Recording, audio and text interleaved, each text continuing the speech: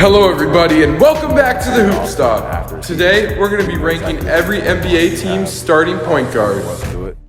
Coming in at number 30, I got Elfrid Payton. Elfrid Payton this season for the New York Knicks had a plus-minus of minus 97, which is pretty horrendous considering the Knicks were a top 4 seed in the Eastern Conference.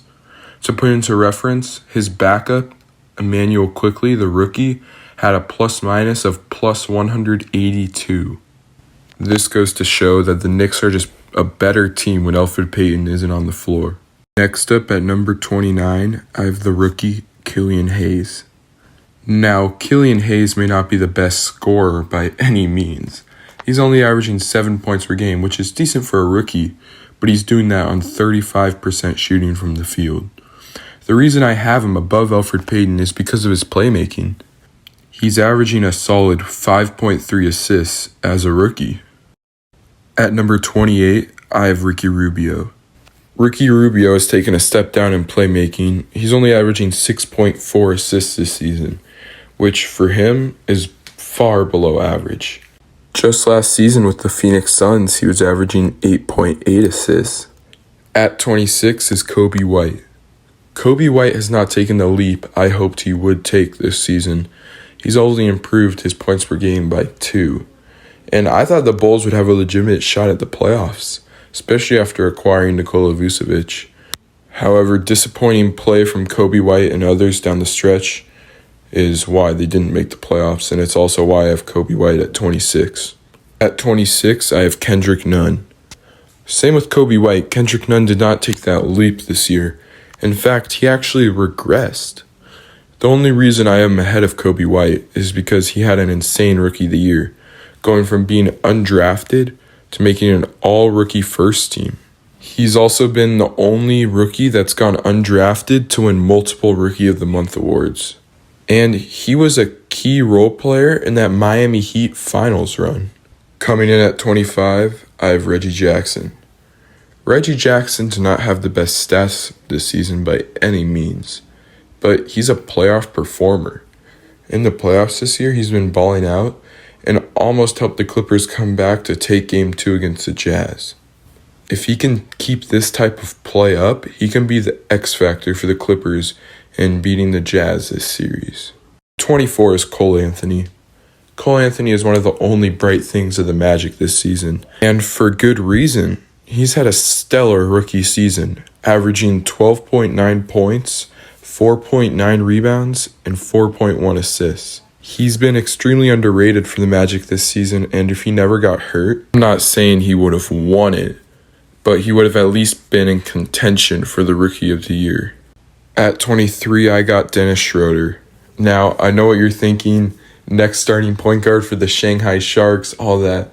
But throughout the regular season, he was really good for the Lakers.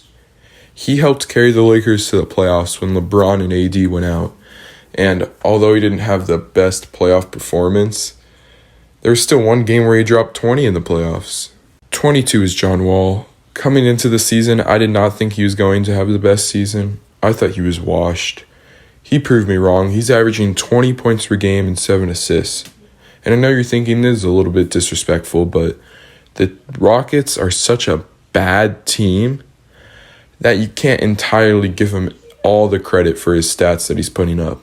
At 21 is an extremely underrated guard in Darius Garland. Unlike Coby White and Kendrick Nunn, Darius Garland has taken that leap. He went from averaging 12 points per game to nearly 18, and is also a really good playmaker and a really underrated defender. This Cavs future is bright, and Darius Garland is going to be a centerpiece around it. At 20 is Lonzo Ball, another underrated guard that's about to get a payday in free agency this year. He's a great defender and a great playmaker, and he's improved his shooting where he can actually shoot the ball.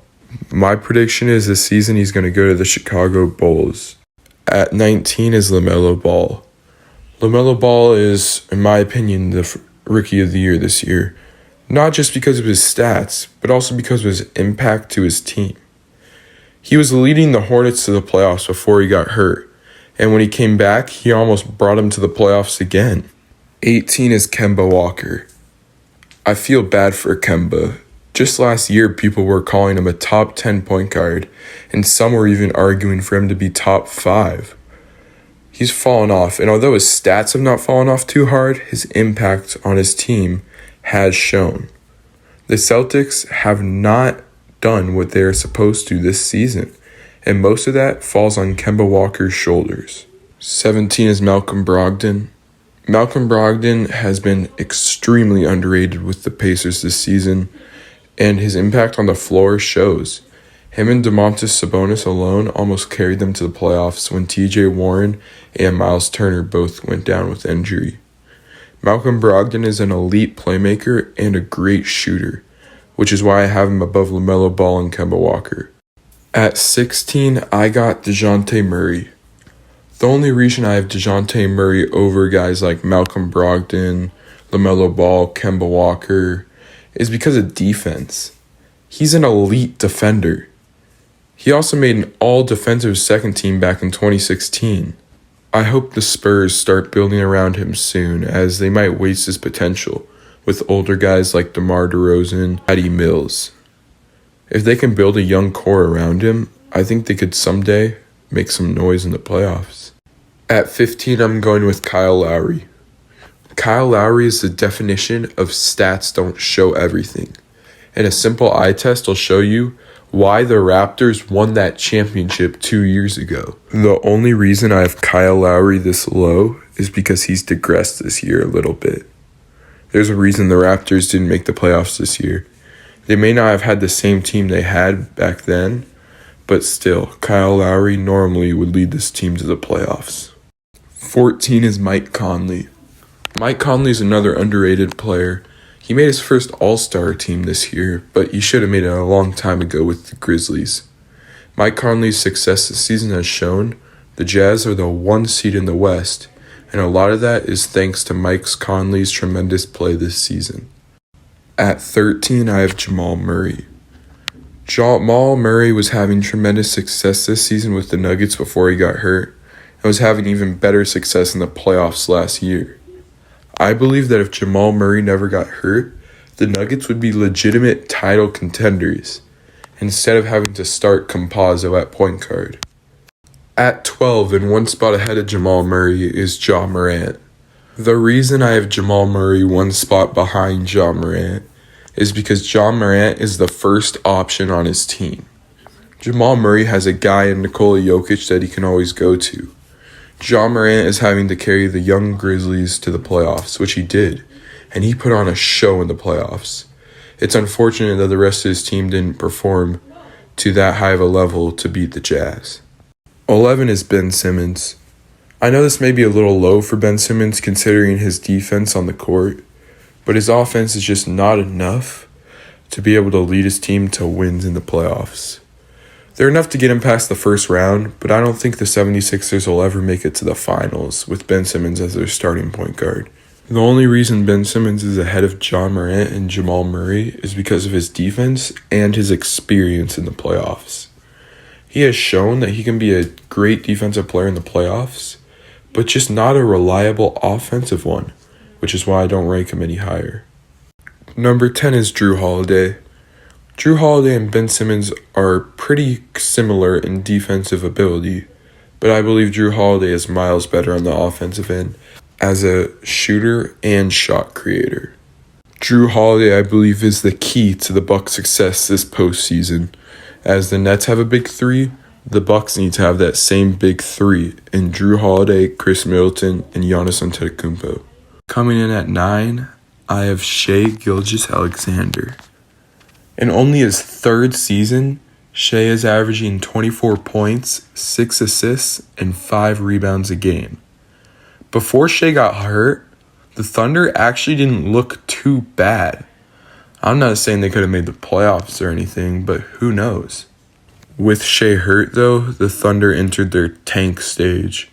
And with all their picks, I'm hoping that Shai can be the centerpiece to a championship team in the far future. At number 8, may just be the most underrated player in the league, De'Aaron Fox. De'Aaron Fox isn't even talked about, even though he averages 25 points and 7.2 assists per game. on 48% shooting from the field. If it wasn't for the Kings' poor and utterly horrible management, Aaron Fox could be the number one option on a great playoff team. Although he's not the best shooter, he's definitely improved this season. At 7, I have the Brody, Russell Westbrook. I love Russell Westbrook as a player, and the only reason I have him ahead of De'Aaron Fox is because he made the playoffs this season with a Wizards team that consisted of basically just him and Bradley Beal. His coach was horrible and finally made the right move to put in Gafford in the playoffs. But if you put him in during the regular season, the Wizards might have a better shot at getting a higher seed. I feel bad for Russell Westbrook because he received so much hate. I've never seen a point guard in the history of the game do the things that he's done throughout his career. At number 6, I have Trae Young. Trae Young shut up all the critics and haters wrong this season in the playoffs. And no one's really talked about him, even though in his first couple of seasons, he's averaged more than prime Allen Iverson. He's shown why he's a great scorer, and this season, he's shown why he's a great leader. At 5, I have Kyrie Irving. Kyrie Irving has been flat out tremendous with the Brooklyn Nets this season, and the big three of Kyrie Irving, Kevin Durant, and James Harden is practically unstoppable. Let alone when James Harden gets hurt in the playoffs, Kyrie Irving and Kevin Durant lead the team to beat the Bucks by 39 points.